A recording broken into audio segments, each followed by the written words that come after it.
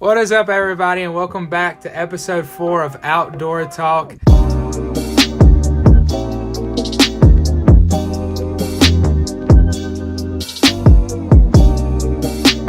I'm Hunter Collins. I'm with my co-host, Jared Tuck. What's up, guys? And also Elliott Delp. How's it going, fellers? And we also have our first ever guest on the podcast, Elliott's girlfriend and all our friends growing up. We've known each other since we were little, Stephanie Hager. Hey, guys. She might jump in a time or two, but she's really got a place. Like we said, we kind of have topics every week, and she's got a place later on where we're definitely going to bring her in and kind of interview her in a way. So, what's happening, guys? How's your life been? What have you been up to? Anything? Homework. That's what I've been doing. I feel you, man. Wait. Same thing. All I've been doing is homework. Communications. Communications. Well, Yeah. Well, what about fishing or hunting? Let's see. Anything? I haven't been Videos? I haven't been up to much since the last podcast. Like Elliott said, only homework. But what about you, Hunter? I filmed some videos, but other than that, I hadn't really done anything outdoors. But Elliott found a good deal. If we're talking about like quick things that happened recently, he found a good deal today. On AIM Surplus, I found 223 ammo for like $379 a box of 20. So you can get 200 rounds for about $35, which is a pretty sweet deal if you're wanting plinking ammo. And I was going to place in an order, but you got to be 21. So Well, that'll do it. So that's all you guys have been up to? Pretty much. I mean, Nothing well, else? no, hold on a second. What did we do last weekend, Hunter? Have we talked about what we did last weekend? No, because we're just now recording the podcast, so we haven't. Oh, we haven't talked about what we did last weekend. So let's we hear cut it. up all Drum that- roll. Let's go. So you know how we told you about that big hog hunt we went on and everything, Yeah. right? So we ended up cutting up all the meat and doing all that kind of stuff.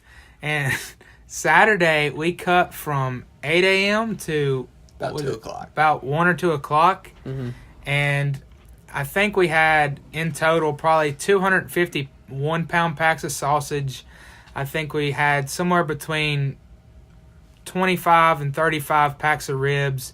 We had about 15 packs of tenderloin and probably, 50 or more packs of pork chops. And we just split that between everybody.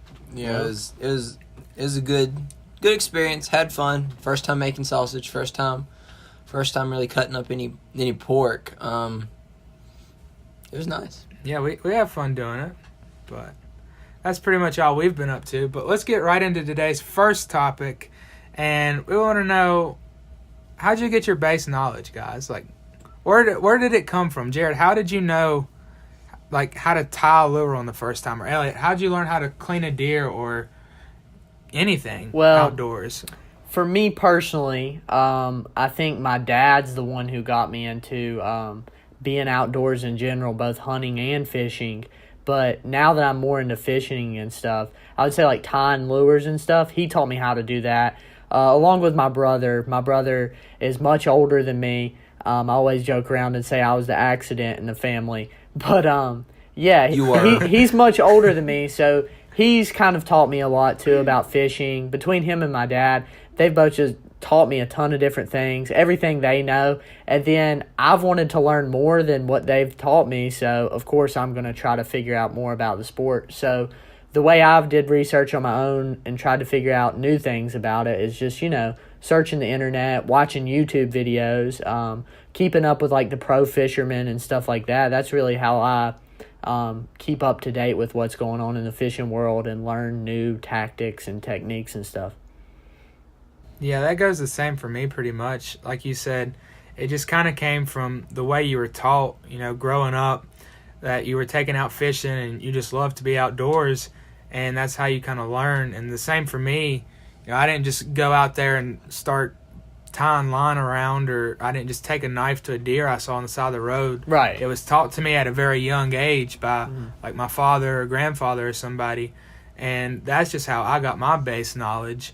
I mean, it was just something that's been passed down, I guess. What about you, Elliott?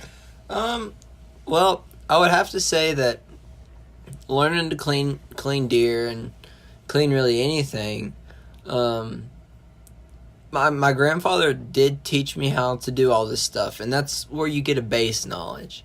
But I don't really feel like being shown is a good way to teach. I feel like I learned most of this stuff when I went out and did it on my own. Mm-hmm. Like when Hunter and I started to hunt, like I knew how to clean a deer and I knew the basics of it, but I don't really feel like I really learned it until I had to do it on my own without any help. Right. So when I had to start like gutting the deer on my own, I feel like I really learned it and picked it up a lot more than when I was taught. It's the same way with fishing, for example. Like, you go out with your dad when you're young, he's going to take you to the hole where he catches fish because he wants you to have a good time. Whereas whenever you grow up and you go fishing on your own, you have to figure out the fish yourself and you don't know exactly where they're at. You have to figure them out a little bit more yourself, and that is really the learning experience whenever you put what you've learned from your dad to use by yourself.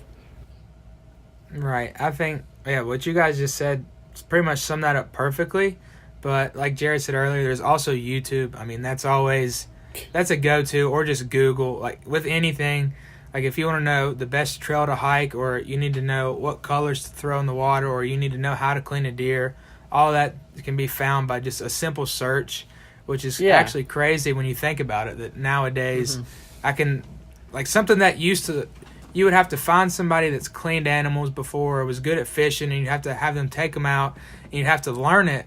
But it's kind of crazy to think that nowadays you can literally just go online and type in anything you want, and the answer will pop right up for you. Right, and go ahead, Alex. Go ahead, Jared. All right. Well, what I was going to say is the good thing about that and, like, the world we live in, there are pros and cons to it, of course, but, like, you can just get on the internet and figure out all these things.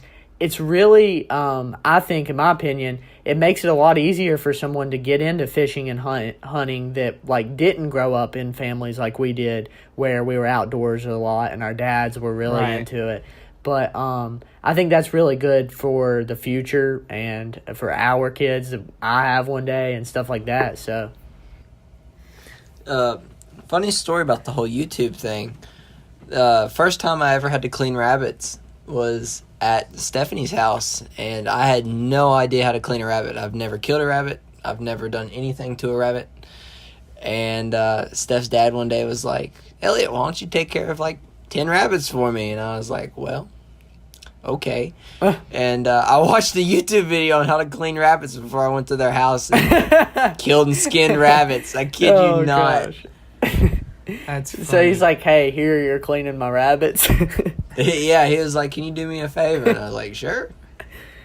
Wow. I had never done it before, and YouTube came in. Always posted. Yeah, have you done something like that recently, Jared? Like, can you think of the last time you had to find something new on your own? Find something new on my own? Or yeah, just like a new skill, or like something you were just like, I wonder what's the best way to do this, and you had to either find somebody and ask them or research it. Oh, well, I can't really think of anything right offhand, but again, just with like fishing and stuff, trying to keep up. I mean, there's new techniques that are coming out like every week, it seems like. There's always a new rig that people are fishing, and you kind of got to be a little skeptical about it at first, or I'm skeptical at least. Like, does that thing really catch fish? Like, people catch fish on that thing?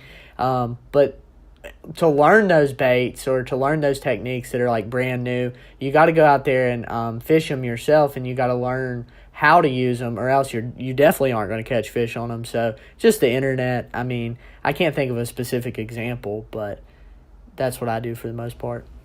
Yeah, and we'll be using that a lot this upcoming week, because I don't know if we've told you or not. Maybe we can get you in it if you're not working too much. But next week's spring break, and one thing we plan to do is you can go check my YouTube channel out. And I think it was my very first video ever. I posted a video of Elliott and I building a big tree stand back in some land that his grandfather owns. So we're planning on going up there over spring break and maybe getting some throw and grow and putting it out, or like planting some little fields. Yeah. And maybe blazing some trails or something. But we've never done anything like that before. Right. So just trying do you know where to start, Elliott? Like, do you have any clue what we're going to do? Or are we just going to YouTube it? Well, We're going to read the directions on the back. Well, I've actually heard that throw and grow is not that good, but I don't know. I wouldn't know anything about it myself. See, that's what we're going to find out. Well, listen here. Point. We're down to the last resort in the mountain, so anything is better than nothing.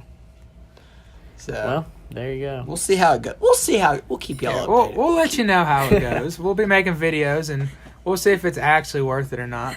But since we're on the topic of advice, what advice do you guys have for like beginners? Because we've all talked about how we were kind of brought up a certain way, and you had your dad and brother or your grandfather or whoever it was to teach you these things as you were growing up.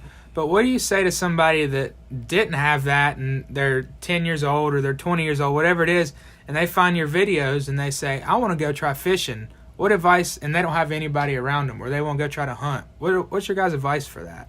What would you say? Well, I think I have two pieces of advice that I would give a beginner, and I'm thinking of this just right off the top of my head, but my first piece of advice is you got to be patient. Like, fishing and hunting, they're fun, they're relaxing, but at the same time they can be really difficult.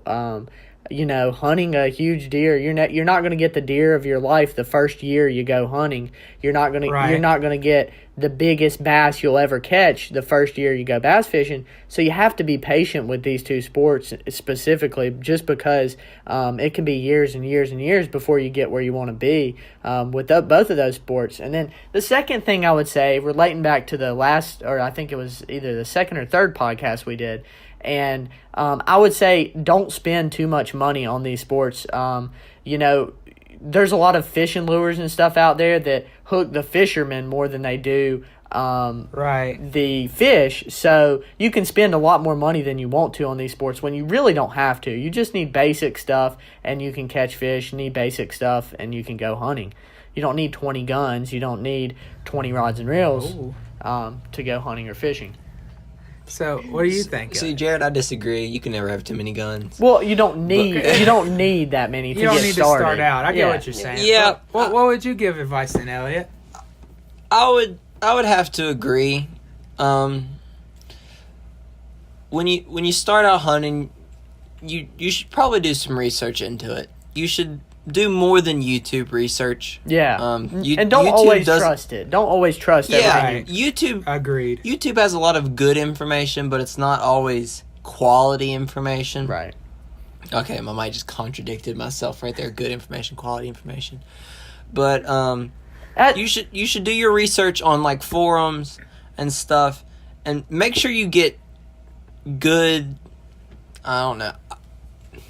And see, this is hard because I want to say get good equipment, but if you get good equipment and go out there and you don't like it, it's bad. But if you get cheap equipment, like I was saying in the last video, there's that mid-range gear, I feel like, for everything. And so like you don't want to buy the trash stuff that came from China. I mean, China makes good stuff sometimes, but like you don't want to buy stuff off of AliExpress to fish with. Or you don't want to buy the really, really cheap stuff, but again, you don't want to buy the most expensive stuff. Just get you something decent. Do research on YouTube, but again, like Elliott was saying and I hinted at, like, just take everything with a grain of salt that you hear off of YouTube. For example, like, if you're watching a YouTube video, that's made by one person, and that's the thoughts of that person only. So think of that as if some random guy in Walmart told you what to fish with. And so you got to be really skeptical of what you hear out there. Right, I agree. I mean, it's just exactly what both of them said. But, I mean, we've all been in that position in some way before. Like Elliott said about the rabbits, and there's been times where there was stuff that we didn't really know. Like when we went hog hunting, they didn't really teach us all that much. So we went hog hunting, and then after we shot that one, we didn't know if it was best to just go out there with wild hogs and look for it, or if we should go to the swamp. So we kind of ask around. But, I mean, you don't know these things, and you just kind of have to figure them out for yourself. Right. But there's usually nothing better than kind of experience. Like Elliott said with the deer, once he did it and was able to do it on his own, you learn it better. Kind of like people talk about driving. Somebody can drive you somewhere 100 times, but you'll learn the way to get there better if you drive it once. Right. Yeah, exactly. Yeah, I really have to agree with that. Me and Hunter and I were sitting there in the blind when we shot at those pigs, and they were squealing off in all different directions, and Hunter and I were texting in the group chat, if it's squealing, does it mean we hit it? We were like, should we run and get it? And they were like, no, don't go out there. They're wild pigs. Are you stupid? They're like, stay put till dark, till like we go to leave. So we sat there for like 6 hours before we even got up and looked for them. Wow. Well. But now we know that when you shoot a wild hog, unless you know you've dropped it, don't do anything. Yeah, don't go running after a wounded hog. It's probably not smart, but we know that now. So do you have any advice, Hunter, for beginners? You haven't really said much besides that you agree with us. There's not much to say besides what you guys said. Like, you kind of got to be skeptical, but my biggest part of advice, I think, would be you just need to try it. Yeah. Like, no matter what, even if it's with cheap or with expensive, or find somebody. Chances are that if you're getting into outdoor stuff, you're somewhere where there's people around you that are outdoors. Mm-hmm. So find somebody and just go do it for free. Whatever the case is, there's always almost 100% sure there's a way that you can just go try something. Yeah. I would say always try. And okay, so that really made me think of something. It's kind of like that, but not exactly like that. I think most of the people listening to this podcast are going to be people that are into hunting or fishing or maybe just one or the other.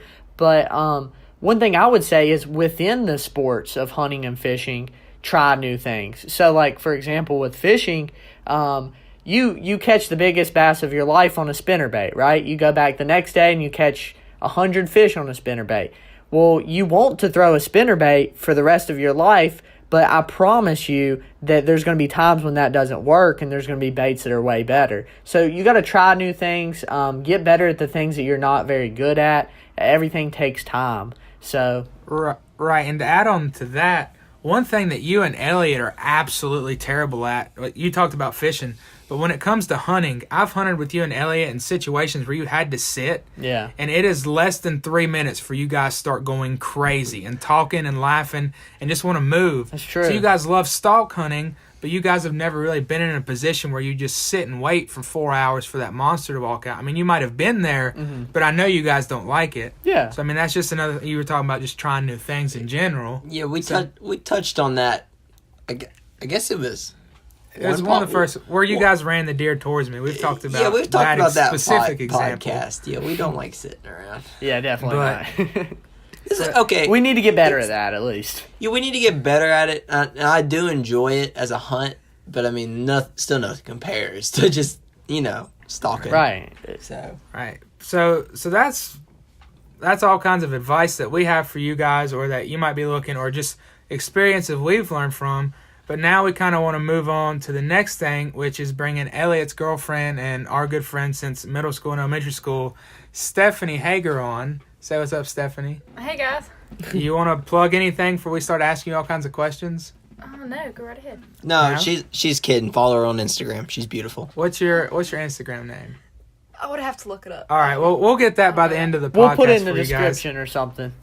But Stephanie, do you love that? Would you say you love the outdoors? Yeah, of course. Well, what do you love about it? Wow. Like, do you hunt, fish, ski, backpack through Europe? Like, what do you do? Like, what's your what's your story? Like, tell us about the outdoors. To start with, like, nature's just beautiful in general, and being outside, being outdoors is great. I like a lot of hunting and fishing. I think it's harder to get Elliott to go fishing than anything. Yeah, it's very hard to get Elliott to go fishing, isn't it, Jared? He gets too bored too easily. It's not the first time that's been brought up on the podcast. We're gonna take Elliott fishing this summer, and he's gonna catch the fish of his life, and he's gonna be hooked. No pun intended. It'll take him that to do it though. So what would you say your favorite outdoor activity is? If you had to pick one or two, what would be the top two? Well, I would probably say deep sea fishing and shooting skeet. Oh, that's interesting because I've never went deep sea fishing, but I want to bad. Yeah, I think it's fun. You get a lot of enjoyment out of it. Did you get sick when you went? Or do you get sick when you go? I get motion sick very easily. Yeah. But for some reason, I won't get motion sick on a boat. Really? Yeah. Huh. But airplanes, roller coasters. So do you catch stuff? Like, Yeah. what have you caught deep sea fishing? Well, like the biggest fish I've caught deep sea fishing is a dolphin. That's the biggest I caught. Okay. Like an actual dolphin, or like one like the little yellow dolphins? Okay, whatever they like not the are? mammal dolphin, like the actual like Not fish the one dolphin. that you see jumping in the No, ocean? not not that one. Okay. That's a bummer. So, how did you get into it, Stephanie? Like, did Elliott introduce you to the outdoors, your family? Just let the audience know. I kind of already know, but go ahead. Well, basically, my dad got me into everything. Mm-hmm. Me and my sister Brooke both started hunting way before we were 6. We were really young. We started out squirrel hunting, and then we just got into like bigger things. And now we hunt and fish about everything. That's a good dad right there to go take his girls Yeah. hunting and fishing, teaching them right. He wanted boys, but I guess he technically got them in a certain way. Shout out Tommy. That's true. So this is a question for kind of everybody. Do you think that being outdoors or hunting, fishing, hiking, whatever it is it an acquired hobby? Is it something you're like in 10th grade and you watch a video and you just start hiking? Or do you think it's something that pretty much you have to be shown it as you're younger? What do you guys think? Ooh. I think you can be like introduced to it like at any point in your life, but I think that you'll have to actually do it and experience it to start liking it. I Yeah. don't think watching a video will make you start enjoying it. But do you think that's possible? Like if somebody was to watch a video, do you think they could just start getting into outdoors? I think like these videos of people hiking will make somebody want to do it, but Yeah. I still think you'll need to experience it to. Right. From my personal experience, in high school, probably until about my senior year, I was just kind of like a mediocre outdoorsman. I mean, I liked doing stuff outside and I liked going hunting, but I wasn't as into it as I am now. And I think what really just pushed me into it was, I don't know, I think I just developed a real love for it over when I started to get more free time and into college. I found my passion for it. I mean, I've always enjoyed it, but I feel like I really came into it when I got into college and my senior year of high school. I feel like you can develop it at any time, and you just have to be exposed to it in the right light and not get a real negative vibe from it, because a lot of people will give you a negative vibe from outdoor activities like hunting or fishing. Yeah. People don't like You're it. a redneck. You're hurting the environment. Yeah, people love Right. to hate on it, and it's not really fair to it to say that. There's So there's bad people with every sport, and Right. and there's certain people that make the whole sport look bad, and it's not necessarily, it's not false information that people spread about hunting and fishing, but it's misleading. So I mean, I don't know. Just don't be skeptical of everything you hear. Yeah. So that kind of leads into the next question. So you said all of us pretty much agree that it is possible that you can just kind of like start loving it, or it can start to be pushed. But do you think that's harder? Yes. Or do you think that's a lot harder, or do you think it's more common that people are taught like to be outdoors when they're younger? Or what do you guys think about that? Well, I mean, I would say it's a little bit easier nowadays than it was back in the day, just because we have the internet and all that, and you can just learn from a YouTube video like we're saying. But I just feel like it's a different experience. I mean, I wouldn't know, but I'm sure it's a much different experience trying to learn how to get into hunting and fishing when you're 25, instead of being like us whenever it's just kind of been like, it's been within us since we were so young, and it's just ingrained in us. And so I don't know. I'd say it'd be a lot harder, just because people who've done it all their lives are going to be, I don't want to say better, but they're going to have an advantage. And I would feel like I was behind if I was just now getting into the sports of hunting and fishing. Right. I think what I want to really hit on right there is, I think the main reason that it would be harder is because not the fact that you can't go and do it. But when you're like brought there from a young age, you're thinking that, you know, when you're taught that you're out there to be outdoors. You're not out there because you need a 25-pound largemouth because, you know, it's some big momentum, or you need a 48-point buck. When you're taught from a young age, you're taught this is the outdoors. You love it. It's peaceful. You know, you go out here to get away, and it's just something, you know, that how that's kind of embedded. Right. But when you're 20 years old or you're 15 or whatever it is, and you go out and you hunt and you don't kill a deer, or you go fish and you don't get a fish, I mean, like, you're just like, this is stupid. That's why Elliott doesn't like fishing, because we haven't got him on any fish yet. He's went like 4 times and I've caught hardly fish had before. any luck. Hold on a second. Okay, I've caught fish before. Okay, you haven't had a fun day fishing, though. I've had plenty of fun days fishing. Oh, you No. haven't went fishing. You right haven't had then. you haven't had. No, the I haven't experience. had any miserable days fishing. Okay. We're gonna take. Like- You're gonna have a great experience whenever it warms We're up. gonna take him wade in the river, and he's gonna catch 2 to 3 pounders, and he's gonna catch about 15 of them, and he'll be like, "Why did I ever hunt?" Okay, the Yeah, last why did I time, ever hunt? True. the last time I waded in the creek and we went fishing, I caught nothing at all. You caught nothing at all. I know, that's why you don't think it's fun. That's what the whole point of this is. If somebody's getting started out and they've never tried it before and they just go Right. in, then, like, they're not gonna have any fun with it. So what would you say, Elliot, to the guy who says, you know, the person who's never been hunting before, and they're like, hunting? I mean, I went one time and was I boring. didn't get I hated it. anything. Whoever I went with didn't get anything. So I mean, hunting, it just, I don't really like it as much as It's fishing. boring. Like What would you say? What would you say to that person? I mean, isn't that the same thing? Yeah, it's Oh. exactly the same thing. But, Caught him being hypocritical. No, it wasn't. No. No. you not catch me. You haven't let me defend myself yet. Well, he just asked you, what would you say? You're probably right. Okay, that's what I thought. So now, to keep harping on Elliott, this next question we're going to move on is for pretty much just for Stephanie, and it kind of relates to all of us. But do you guys think you can have too much? And just real quick, a personal experience. I know Elliott's birthday's coming up in like 20 days or something? And Stephanie is all the time asking Elliott, hey, what do you want for your birthday? I need to know what to get you.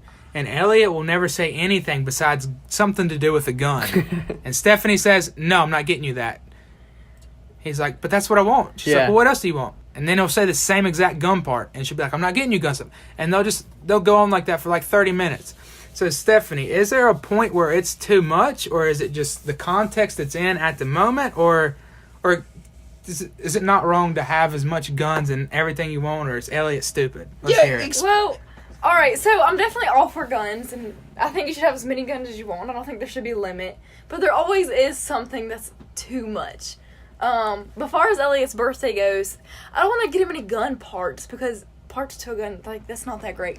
So I mean, But to Elliott it is. Right. It is to Elliot. mean, Yeah, if- but it's just a part. I mean, It's if you not bought like, Jared if it was like the whole gun, yeah, sure. But like a part, I don't know. I would want it just to be like bigger and meaningful. yeah, but if you bought Not Jared a Mega Bass swim bait, he'd probably get on his knee. I mean, you know what I'm saying?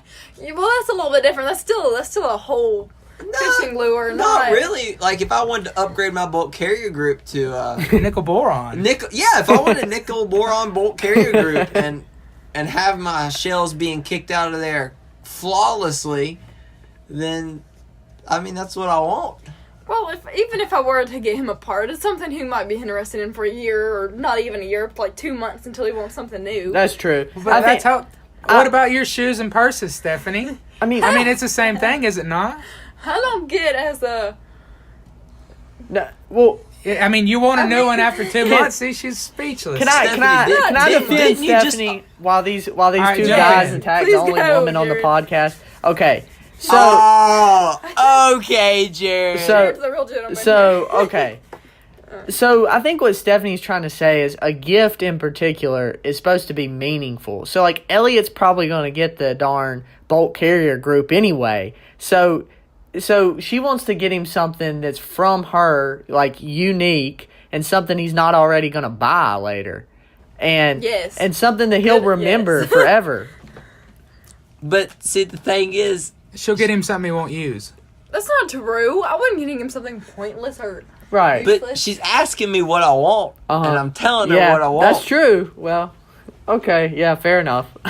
Well, okay, so then do you, Jared or Elliot, do you guys think, is there a point where it's too much? Like, is it too obsessive? Or, I mean, can you fish every day? Like, is there a problem with any of it? Or I mean, I also in. think it kind of has to do with like your financial means, because if you are only making like $30,000 a year, you can't afford to buy a gun every month. So I think at that point it would be too much. yeah. But if you weren't thinking about that, then I don't think it matters. all right, fair statement. What about you guys?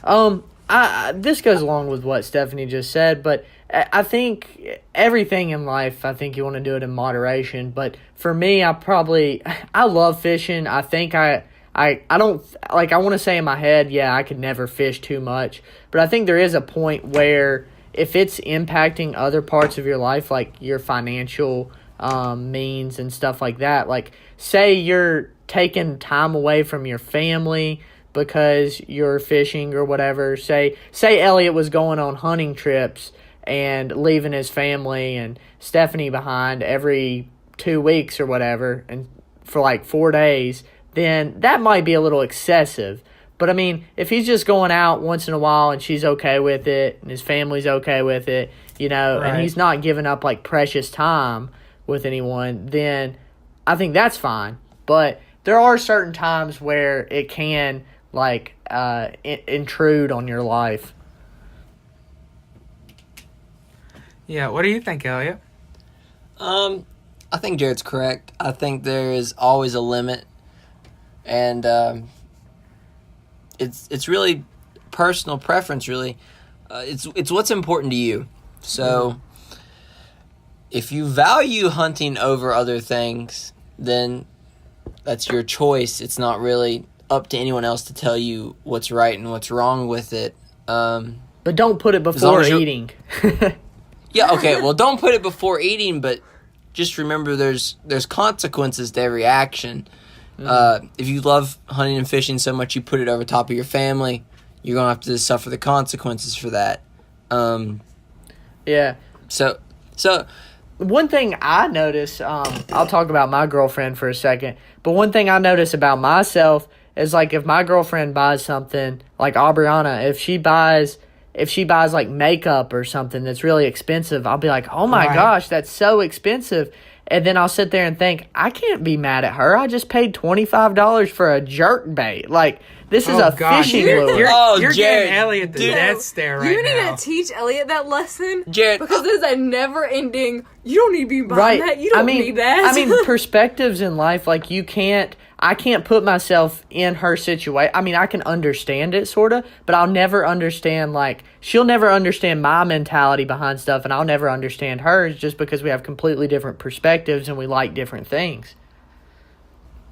all right, Jared, let me drop a bomb on you real quick. We're getting so far off topic, but it's worth it. No, I this want is you about great. over. This Go is great. for it. Yeah, go All right, for it. okay. It's the last point. Go for it. Tell me the value here. Which one's worth more? $400 gun, $400 purse. Which one's worth more? I guess it depends, right? So if you get a one-of-a-kind purse, then it's going to probably increase in value over time. But if you get an ARs tend to depreciate. So, I mean, Can you get a one of a kind purse for $400? I guess it depends if person's willing to sell it to you.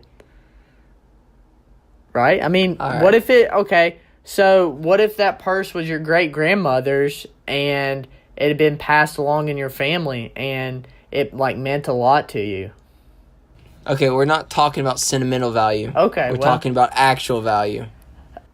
Well, I mean, I still think the same thing. I mean, either one could be worth.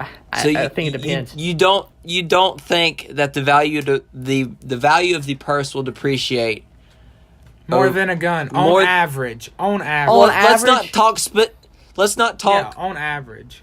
Okay, Let's not talk so rare cases.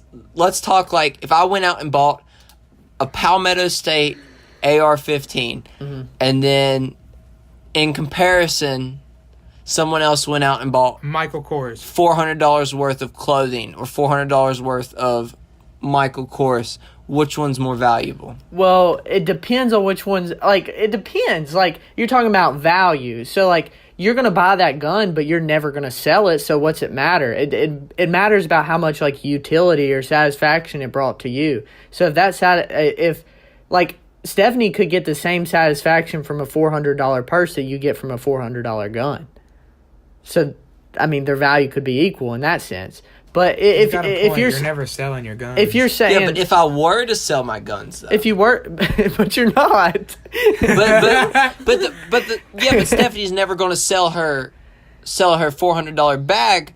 Okay. But the principle would be, if you needed to sell your guns, if you were like in a financial situation where you had to sell your guns, well, you could always sell your guns. You're basically justifying your purchase just because it doesn't depreciate. I mean, like, how valuable is a Lamborghini? Of course it's going to depreciate, but it's a Lamborghini.